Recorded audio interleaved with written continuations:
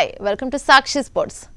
Ashes series లో భాగంగా Lord's వేదికగా ఇంగ్లాండ్ ఆస్ట్రేలియా మధ్య రెండో టెస్ట్ ఆసక్తిగా మొదలైంది.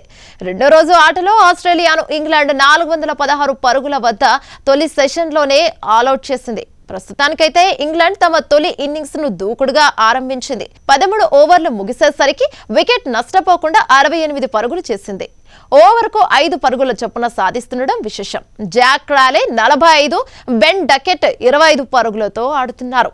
ఈ విషయం పక్కన పెడితే రెండో టెస్టు సందర్భంగా కామెంటరీ ప్యానెల్లో కామెంటేటర్లు చేసిన ఒక పని సోషల్ మీడియాలో వైరల్ గా మారింది. సీరియస్ గా మ్యాచ్ సాగుతుంటే కామెంటరీ చేయాల్సింది పోయి ఐస్ క్రీమ్ తింటుండడం ఆసక్తి కలిగించింది. అయితే మార్క్ టేలర్ తన చేతిలో ఐస్ క్రీమ్ పెట్టుకొని పక్కనే ఉన్న ఈషా గుహాను ఊరించేలా చేశాడు.